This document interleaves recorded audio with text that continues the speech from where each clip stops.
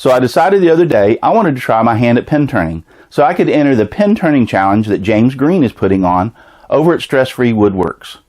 It's a great cause. You turn a pin to be able to send it over to our troops overseas. I'll talk about that more in the video when I actually turn the pin. I had no idea of everything that was involved. One of the things I was going to need was a way to hold the pin blank on my drill press to be able to get the hole accurately centered in the blank and drill all the way through a nice straight even hole.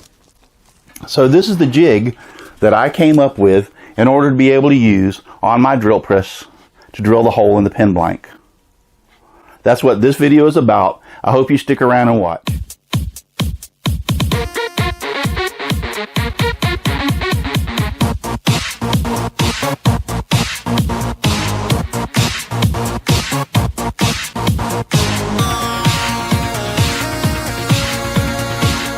I'm going to start by cutting a piece of scrap 3/4 inch plywood to the same width as the one that's already on my drill press.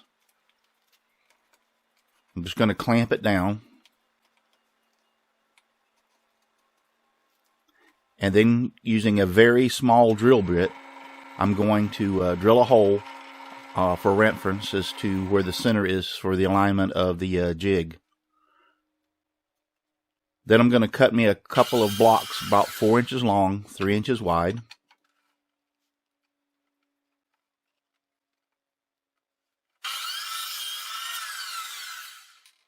And then I'm going to just glue these two pieces together using my square to make sure that they stay nice and square.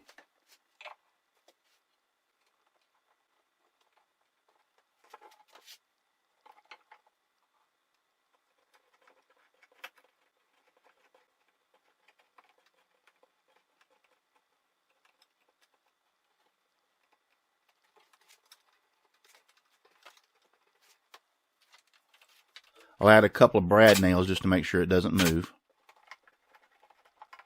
And then I'm going to reposition this clamp so that I can add another clamp.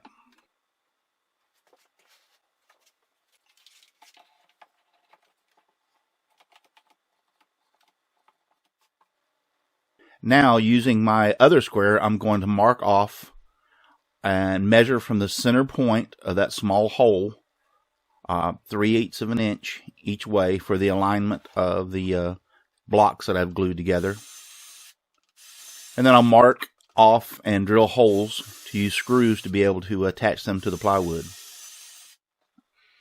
Now, using another clamp, I'll just clamp this down to hold it into place on the marks that I have made on the plywood.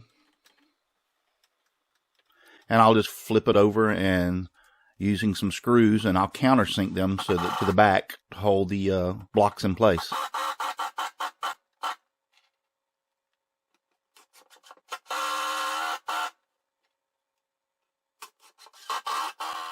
After clamping the pin blank in the corner of the jig, I'm going to take another small piece of wood, 1.5 by 3/4, and mark off where the block is to make a notch to hold the block in place. Now I'll simply take it over to my scroll saw and then cut out the notch on that piece of wood.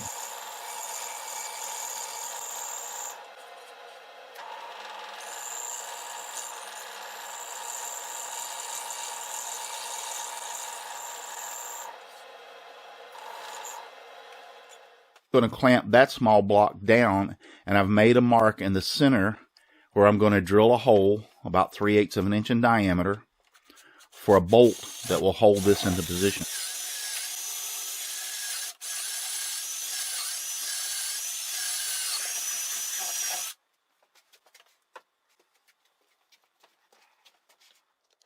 After making marks to elongate that hole so that I can slide this back and forth, I'll take it back to the scroll saw and just cut this area out.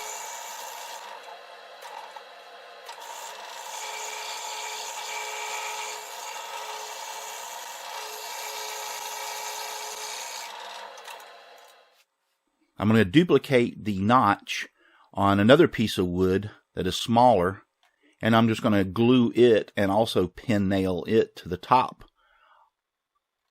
This will give me extra support when pushing up against the blank to hold it.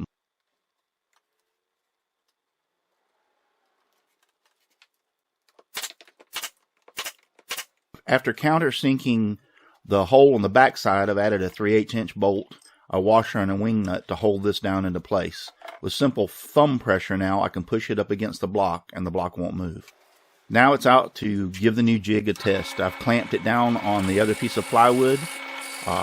It lined up perfectly to the drill bit, and it also held the pin blank very snugly, no movement, so I could drill right through the center.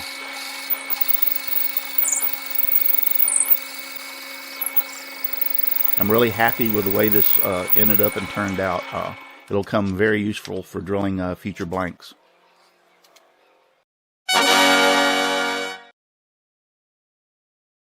Thank you for watching me here on YouTube. You know, I have some other videos here that you just might enjoy. You can also follow me on Facebook, Twitter, Instagram, and Google Plus under Simply Wooden Creations. Don't forget, if you haven't already, please subscribe to me here on YouTube. Thanks, and God bless.